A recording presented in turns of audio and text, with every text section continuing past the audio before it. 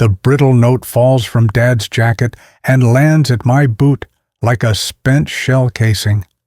I haven't even finished one sleeve before the attic changes from storage room to crime scene. Mom's handwriting, steady as Sunday prayer, pleads, "Lord, bring him home whole, or carry him home in grace." If this slip rode through mortar fire in Korea, why is it still hidden here? And what else has that pocket been guarding for 73 winters? "Everything solid up there?" A woman's voice drifts from the ladder. Marla Hastings, the auction coordinator, is punctual to a fault and considerate to none. "Found something personal. Give me a minute," I answer, tucking the prayer slip into my shirt pocket. Marla climbs one rung, stopping where her head is level with the floor. "We're on a 48-hour clock, Mr. Miller.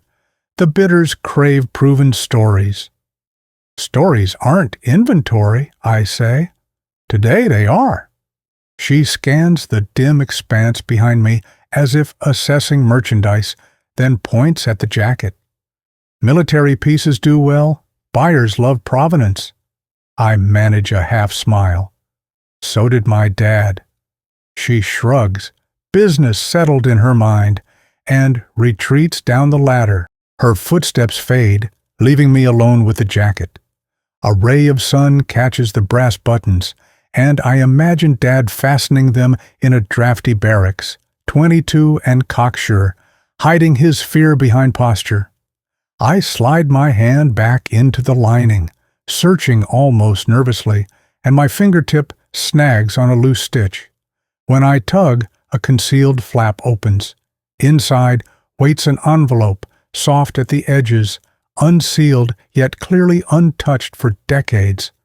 The front bears Mom's careful printing, Evelyn's maiden hand, steady even under wartime ration stress. "Open if I don't return."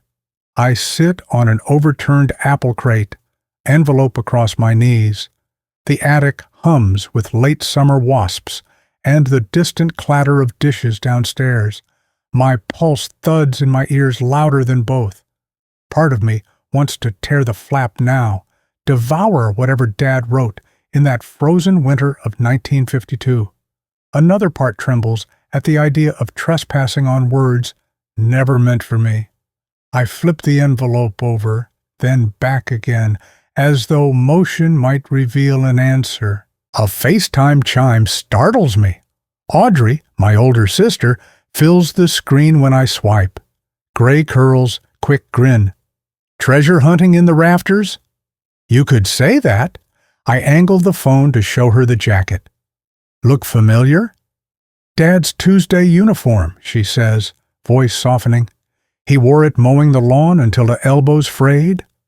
I lift the envelope into view. Her eyes widen. "Sealed?"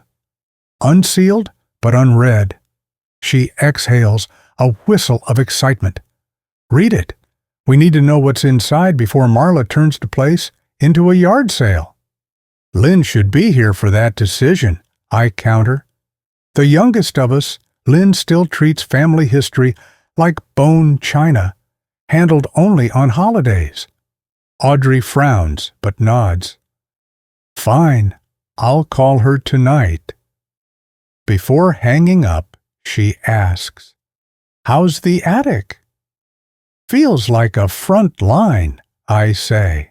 After the call, I pocket the letter next to Mom's prayer, both sheets pressing warm against my chest. I stand and scan the cluttered beams, boxes of Sears catalogs, a jar of buttons, the sled Dad waxed every December. Objects suddenly feel like soldiers waiting for orders. I want to triage, to salvage, but the envelope throbs like a heartbeat in my pocket, refusing distraction. From below, Marla shouts, "Mr. Miller, we need to confirm the dinnerware lot by 4. "Working on it," I call back, though my feet remain fixed. I realize I'm clenching the jacket lapels as if bracing against mortar fire. I exhale, release the fabric, and fold the coat carefully, returning Mom's prayer to its original pocket. The envelope stays with me. I can't let it disappear back into darkness. I descend the ladder, each rung groaning.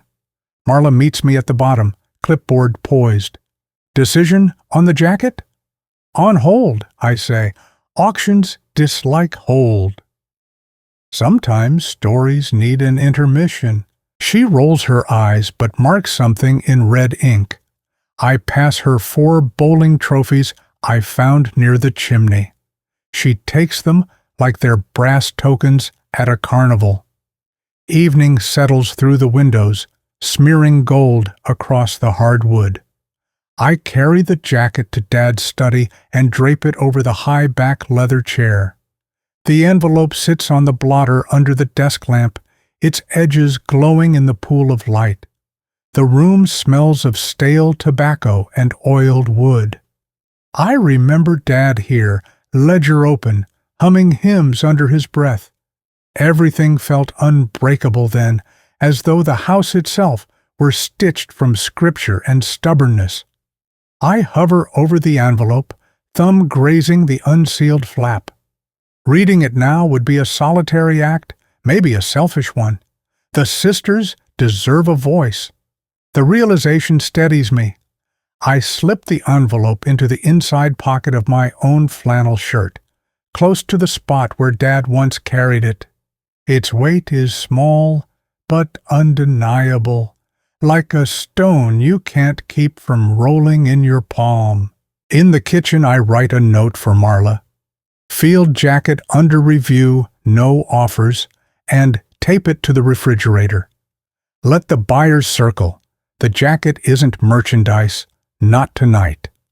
I brew weak coffee and watch moonlight ease across the overgrown backyard, listening to the refrigerator hum and the distant ticking of the hall clock. At midnight, I return to the study. The jacket catches a sliver of porch light, almost breathing. I whisper to the coat, as if Dad could hear through wool and decades, "I'm keeping your secret safe until morning, old man. Then we'll see who needs to know." The silence that answers feels like agreement. I power off the lamp, leaving the envelope cloaked in darkness once more. Upstairs, mattress springs sigh under my weight, but sleep stays distant. Between heartbeat and breath, I hear Mom's written prayer repeating like a slow drum. Bring him home whole, or carry him home in grace. I wonder which version of home my father expected when he tucked that envelope away, and which version he finally found. The question follows me into restless dreams, stubborn as the dawn I know will wake me to decisions that can no longer wait. Morning creeps in on a slate-blue hush, the kind of dawn Dad used to greet with black coffee, and the newspaper folded to page 1. I stand on the porch with his chipped enamel mug, listening to the first sparrows test their notes. The air smells of wet grass and cinnamon toast from a neighbor's kitchen. Inside my flannel shirt, the envelope rides against my heart like a second pulse. I promised Audrey and Lynn we would open it together, and that promise feels heavier than the steam curling from the mug. The kitchen clock clicks toward 7. I dial Audrey first. Her face appears, still pillow-creased, but eager. Behind her, sunlight washes a California window, turning her silver curls almost white. "Any second thoughts?" she asks, skipping greeting. "Plenty," I admit, "but I'm keeping them quiet until Lynn logs on." A soft chime. Lynn joins, framed by bookshelves and children's art. She sips tea, eyes cautious. "I dreamed of Dad marching in the hallway," she says by way of hello. "He kept patting his chest pocket like he'd lost something." My hand moves to the envelope without thinking. Maybe he wanted us to finish the patrol for him. From the driveway, Marla's SUV pulls up, tires crunching last night's rain gravel. She steps out with a clipboard and the unhurried confidence of someone accustomed to sealing family histories in bubble wrap. When she sees the three of us on screen, she raises 2 fingers, 10 minutes before disappearing into the house. Lynn sighs. "We really are on a clock." She sets her teacup down. "Okay, ground rules. Whatever's inside, we don't weaponize it against each other later." Audrey nods, solemn. "And we document it, so we're not arguing over memories in 5 years." I agree, though a small, selfish part of me wants to keep Dad's words echoing only inside my own skull. That impulse shames me. I bury it with a sip of coffee gone lukewarm. We convene in Dad's study at 11:30. Audrey and Lynn on the laptop propped against his old Underwood typewriter, me in the leather chair that still holds a faint crease from his shoulders. Outside the curtained window, August heat shimmers on the driveway. Inside, the desk lamp glows like a lone sentry. I set the envelope in its pool of light. Audrey leans toward her webcam. We need to preserve first reactions. Hit record. I do. The camcorder whirs, a sound straight from 1994. The envelope looks smaller now, almost apologetic. I break the silence. Last vote. Open together or never open? Lynn hesitates. Can we live with the mystery? No, Audrey and I answer in unison, and that settles it. My fingers work the brittle flap. The adhesive lets go with a sigh, as if relieved. 3 sheets slide out, pages so thin the ink shows through in watery ghosts. I steady my breath and begin. Evie, if you read this, the ridge took more than I could give back. Dad's tone startles me. Tender, stripped of the breezy bravado he wore in every memory I have. He writes of frozen ground snapping like glass beneath his boots, of carrying a wounded radio man whose blood turned black in the moonlight, of praying that Mom's handwriting would survive where his body might not. He confesses he's more afraid of becoming cruel than of dying, because cruelty lingers longer in a household than any folded flag. Audrey covers her mouth. Tears slip between her fingers. Lynn stares hard at something off camera, maybe the children's art, to keep from unraveling. I push through page 1, voice cracking only once. Page 2 changes tempo. He gives logistical instructions. Sell the small farm if the taxes choke it. Keep the family Bible close. Marry again if loneliness becomes a second war. He even specifies pallbearers, choosing men he trusts not to drink before the service. The practicalities highlight his age, 22, and I feel a brotherly pity across time. Listen to this, I say, and read his next line. Tell our child, if there is one, that courage is a loan. You borrow it from tomorrow's version of yourself, then spend today earning the interest. Audrey sobs openly. Lynn wipes under her glasses, whispering, He never said anything like that to me. Nor me, I reply, throat raw. The final sheet lands softer. Dad promises, if he survives, to honor every veteran's story and never leave a widow's question unanswered. His closing, walk in sunshine when you can, and when night finds you, remember I loved you from a trench of stars, lifts the room into silence. I lower the pages. The only sound is the recording's low hum. For a moment, I expect Dad himself to walk in, young and frost-rimmed, asking how we liked the ending. Audrey speaks first. I thought I understood him. Turns out I only knew the epilogue. Lynn nods. But now we have the prologue. We sit with that until Marla knocks lightly and enters. "Sorry, China bidders are waiting." She sees the tear tracks, softens her tone. "Everything all right?" "Depends on the next choice," I say. She notices the papers. "That from the jacket?" "Yes," I answer, not inviting comment. Marla nods and steps back, leaving the door ajar as a gesture of professional sympathy. I turn to the sisters. The letter says, "Courage is a loan." Feels like it just came due. Audrey straightens. "Dad tried to pay interest by serving others. Maybe we do the same. Keep the letter, yes, but not the jacket." "You mean donate it?" Lynn asks.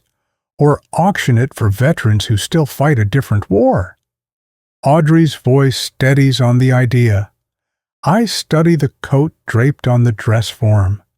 The wool seems to shift, as if listening. Dad wore it through ice storms and lawn mowings, but maybe its final purpose is larger than insulation and sentiment. Lynn crosses her arms. Charity could honor him, but I don't want the jacket hanging in some bar decorated with neon beer signs. I retrieve one of Dad's blank VFW certificates from the desk drawer, turn it over, and write quickly. "Proceeds to Lexington VA Shelter. Display required in lobby." I sign all 3 of our names. "Would that satisfy honor and purpose?" I ask. Lynn nods, tears resurfacing. "Yeah, it would." Audrey breathes out, as if she had been holding it since dawn. "Then that's our decision."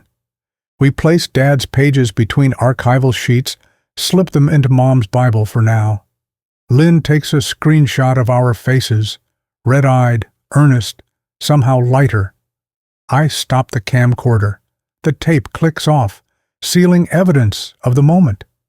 Outside the study, the hall clock strikes noon, each chime as deliberate as a marching cadence. Decision made, I feel daylight pour through some inner window. The envelope, now empty, rests on the desk like shed skin. I fold it, slide it into my wallet, a quiet relic of the ridge Dad walked so we could stand ours. In the kitchen, Marla waits with her clipboard. I hand her the signed note. "Lot revision," I say. "No reserve? All proceeds to the VA shelter, with display terms attached." She reads, eyebrows arched, then smiles. A rare thing. "That'll fetch a story price." "It already has," I tell her, and return to the study, where the jacket stands ready for its next mission. Silent, but newly unburdened, just like us. Saturday dawn arrives with the warm breath of August already pressing against the windows. By 8:30, Marla has transformed the ground floor into a river of numbered tags. Teacups at Lot 51, Dad's battered bowling trophies at Lot 63, and, front and center by the bay window, his field jacket on a mannequin, Lot 72, shoulders squared as though waiting inspection. A small card states, "All proceeds to Lexington VA Shelter. Display required in lobby. Signed by the Miller family." The wording is firm, but my stomach is not. The smell of citrus polish, cardboard, and distant coffee churns a restless mix of nerves and nostalgia.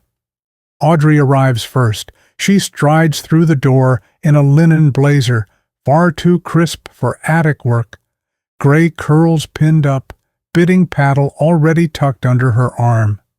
She studies the crowd, dealers comparing clipboards, a pair of college kids hunting cheap furniture, 3 elderly vets in ball caps, and her face tightens. "Too many strangers," she mutters, then sees the jacket and exhales, half prayer, half surrender. "At least it looks honorable up there."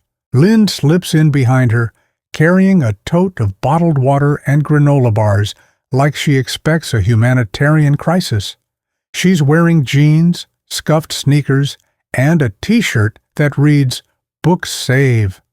Her eyes dart from the chandelier to the empty nail holes on the walls. "We really emptied the place," she whispers, almost apologizing to the floorboards. "Empty's temporary," I remind her. "Stories travel." It sounds wiser than I feel. Marla calls the room to order, voice ringing like a brass bell. She starts with dishware, then side tables, letting the easy lots warm the bitters. Prices rise, fall, gavel strikes. I half listen, half rehearse the letters echo in my head. Courage is alone. That sentence feels sewn into the lining of my own shirt now. Each sale, Mom's rocking chair, Dad's tackle box, pings a soft ache. But we agreed. Artifacts fund futures, not dust. When Lot 72 approaches, Marla pauses. She straightens the card beside the jacket and signals her assistant to dim the overhead light so a single spotlight frames the olive wool. Conversations die. Even the dealers pocket their phones. Marla clears her throat. This jacket belonged to Private First Class Wallace R. Miller, Winter Campaign, Korea, 1952. Inside, he carried a letter to his wife and an unspoken history of survival. Yesterday, his children chose to release it so that other veterans might survive their own battles. Bidding opens at $500. Silence, then a paddle rises. Ms. Rodriguez, the retired Army nurse we met at appraisal, her posture erect, face unreadable. $500. A dealer in the back lifts his card. $600. Another vet, cap stitched with Huey helicopters, calls $7. Audrey's hand twitches as though to bid, then lowers. Our pact is clear. Bids climb in $100 steps. The mannequin seems to stand taller each time, as if Dad's shoulders expand with the growing tribute. At $1,100, the dealer drops out. The Huey vet hesitates at $12 and lowers his card. Ms. Rodriguez lifts hers again. $13. Marla scans the room. Do I hear 14? Nothing but breathing. She raises the gavel. The wood waits mid-air. $1,400, comes a voice from the doorway, unexpected, soft yet steady. A thin man in a worn blazer steps forward. His name tag reads, Pastor Daniels, VA Shelter. He smiles at Ms. Rodriguez with something between apology and challenge. The room tilts. Audrey clutches my arm. It hadn't occurred to us that shelter staff might bid. Ms. Rodriguez inclines her head, almost grateful, then lifts her paddle. 15. Pastor Daniels. 16. They trade bids like quiet pledges, neither backing down, both aware every extra 100 is another month of heating, another set of counseling sessions. At $2,000, murmurs ripple. At $3,000, an audible gasp drifts from the china table. I catch Lynn's eye. Tears slick her glasses, but she nods. Fierce. Let it rise. The duel pauses at 3008. Marla's gavel hovers. Going once, Ms. Rodriguez lifts her paddle a final time. 4,000, she says, voice clear, and lowers the paddle onto her heart. Pastor Daniels inhales, searches pockets that hold resolve but not funds, and gently shakes his head. The hush feels holy. Sold. $4,000 to bidder 118. The gavel lands with a crack that reverberates through ribs and rafters. For a heartbeat, nobody moves. Then applause breaks, scattered at first, then rising, folding us into a single sound of approval and relief. I realize I'm clapping too, palms stinging, eyes wet. Audrey wipes her cheeks without shame. Lynn leans against a wall, shoulders trembling with silent sobs. Ms. Rodriguez approaches us after the crowd drifts to the next lot. Up close, she looks younger than her silver braid implies, eyes the color of worn denim. "Your father's story will greet every vet who walks into the shelter," she says, voice husky with conviction. "I'll have a plaque made explaining the loan of courage." She extends her hand to Audrey, then Lynn, then me.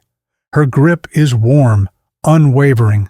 Pastor Daniels joins, still smiling. "And I'll preach beneath that jacket," he says, reminding our guests that someone crossed their own ridge so we could stand on ours. Audrey reaches into her satchel, produces a slim archive folder, the copy of Dad's letter and Mom's original prayer. "These belong with the jacket," she says. "The shelter lobby can frame them if you think the words might help." Ms. Rodriguez hesitates, reverence flickering across her features. "Are you sure?" "They already helped us," Audrey answers. "Now they're on loan, too." Paper changes hands.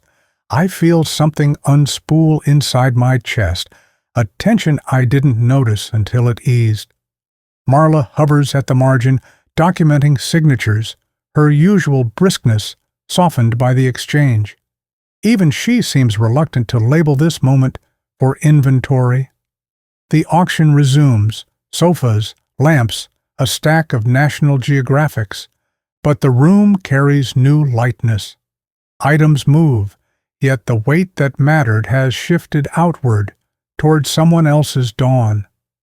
When the final gavel falls, sunlight slants low through the bay window and catches dust motes swirling where the jacket once stood. They dance like released birds. We linger in the empty living room. Cardboard shadows mark where furniture had been. The silence feels neither hollow nor haunted. It feels ready. Lynn kneels, peels lot tags from the hardwood, and folds them like origami prayers. Audrey opens the windows, letting warm air sweep out the last echo of polish and old grief. I walk to the spot where the mannequin stood and press my palm to the sun-warmed floor. The wood is smooth, but I imagine I can feel the faint heartbeat of Dad's wool still resonating. Marla enters with final paperwork. "I've never seen a jacket pull that kind of number," she says. "You three did right by it." "We didn't," I reply, surprising myself with the certainty. "Dad did. Mom did. We just passed the baton." Marla nods, pens flourish. She leaves us to lock up, her steps softer than when she arrived. Outside, cicadas start their evening chorus. Audrey slips her hand into mine the way she used to when thunder frightened her as a child. Lynn closes the front door, turns the key, and drops it into an envelope labeled "New Owners." We walk to the curb where our cars wait, 3 shadows stretching long across the yard, Dad once trimmed into tidy stripes. I imagine the jacket's wool settling into its new frame tonight, silent under fluorescent shelter lights, while a tired veteran signs intake forms a few feet away. Maybe he'll glance up, meet the gaze of a stranger's courage, and feel his own spine straighten. That image fills me with a hush deeper than sorrow, richer than pride. It feels like interest paid on a loan we never deserved, yet were trusted to deliver. As we say goodbye, Lynn asks quietly, "Think Dad would approve?" Audrey looks toward the fading house, windows glinting with sunset, and answers for all of us. He already has. The house has emptied itself of voices. Walls that once caught laughter now carry only the hush of fresh paint and the faint echo of furniture being wheeled across hardwood. I lock the front door, slip the key marked new owners into the realtor's drop box, and walk toward the truck where Audrey and Lynn wait. We trade hugs that last a heartbeat longer than custom. Then my sisters pull away, taillights blinking as they disappear down the lane. For the first time in 2 weeks, no one expects another decision from me. Night presses close, thick with crickets and cut grass sweetness, and I realize the silence feels less like absence than completion. I drive the back roads to the Lexington VA shelter.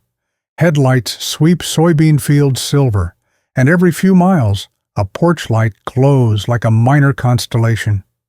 The shelter's lot is nearly empty when I arrive. Just a battered sedan and an old ambulance the staff uses as a mobile outreach unit. Inside, soft fluorescent light spills through the glass doors. I enter, nod to the receptionist, and follow the corridor until I reach the lobby. The jacket hangs there now, framed beneath non-glare glass, shoulders squared, buttons polished. Ms. Rodriguez chose a walnut shadow box and mounted Mom's prayer slip above the left breast pocket, so the fragile page seems to hover like a quiet order. Beneath the right pocket, the first page of Dad's letter rests on a brass shelf, photocopy facing out for easy reading. A small plaque explains the auction and ends with his line, "Courage is a loan, we pay it forward." Even in the dim evening light, the wool seems to absorb and release a steadying calm, as if it never left duty. A man in hospital scrubs stands in front of the display, hands buried in his pockets. I recognize the Marine from auction day, the one whose fingers tremored when he read Dad's words. He doesn't notice me at first. He's focused on the prayer, lips moving in an unvoiced cadence. After a moment, he takes a wallet-sized photo from his breast pocket, 2 children on a swing set, and tucks it carefully into the frame's corner where a small slot waits for personal mementos. Ms. Rodriguez must have left it open for that purpose. The Marine steps back, shoulders a fractional inch straighter, and turns. When he sees me, his eyes sharpen with recognition. "You one of the Millers?" he asks. "I'm their son," I answer. "Thought I'd see how the jacket's settling in." He studies the display, then me. "Feels like guard duty, you know? You walk past it and remember you're not the first to fight night terrors." We stand together a moment, letting that truth settle. He extends a hand. "Name's Harris." I shake it. "Walt." The tremor is still there, but steadier than before. He nods toward the framed letter. "Your Dad's words about borrowing courage from the man you hope to be tomorrow, they've been rattling around my head all day." "He believed it," I say. "Most days, anyway." Harris's gaze lingers on Mom's prayer. "My mother's still alive, calls every Sunday, asks if I'm eating right. Never thought to write it down." I smile. "Tell her you're borrowing her faith on credit. Makes the distance smaller." A door opens down the hall. Ms. Rodriguez appears, cardigan over scrubs, clipboard under one arm. She greets Harris, then turns to me, warmth softening a fatigue that wasn't visible at the auction. "Couldn't sleep?" she asks. "Needed to see the final post." She tilts her head at the display. Families have been pinning notes all afternoon. Names, unit patches, grocery receipts, anything they carried through bad nights. Your father's jacket is becoming a bulletin board of permission. "That's better than any attic could manage," she smiles, the lines at her eyes folding like careful creases. "Come back tomorrow at sunrise. Pastor Daniels is holding a small dedication before the breakfast line. He says dawn reminds the weary they've survived another night. I promise I will, then head out. The humidity has slipped. A cool front slides over the roofs, and the sky holds a brittle scatter of stars. I drive to a motel on the edge of town. The room smells of lemon cleanser and overworked air conditioning, but the bed is firm and the night mercifully dark. I set Mom's Bible on the nightstand, open to Psalm 46, where Dad placed the verse about refuge and strength, and rest the camcorder beside it, the tape that holds our first reading of his letter and our last argument over the jacket. I leave both objects within reach, anchors against drifting thoughts. Sleep comes, light and fractured, but somewhere near 3, a dream settles. Dad on that Korean ridge, snow swirling, jacket collar turned up. He's patting his pocket, the letter still sealed, then looking toward a dawn he isn't sure he'll see. When he notices me, he nods, nothing more, as though assignment conveyed. I wake with the sense of standing relieved at sentry change. At 5, I drive back to the shelter. The horizon is a pale band, thin as breath. Inside the lobby, the lights are dimmed. Only the emergency sconces glow. Pastor Daniels waits with a thermos of coffee and a stack of paper cups. Harris is there, and 3 others I saw earlier in the week. A woman from Desert Storm, a Gulf War pilot, a Vietnam medic leaning on a cane. Audrey and Lynn arrive unexpectedly, slipping through the doors like dawn itself, cheeks flushed from the chill. They join me without a word. No family council needed this time. Pastor Daniels clears his throat. We gather in the half-light because that's when most of us felt our heaviest fear, between what was and what might be. He gestures to the jacket. This coat reminds us that someone has already walked through the worst night and left a map in a pocket for the rest of us to follow. He invites anyone to read the prayer aloud. Lynn steps forward, voice steady, and speaks Mom's words into the stillness. Audrey follows, reading Dad's opening line about the ridge taking more than he could give back. Each syllable lands like a gentle hammer, forging collective resolve. We link hands for a silent minute. I feel Harris's tremor settle against my palm, not gone, but steady enough.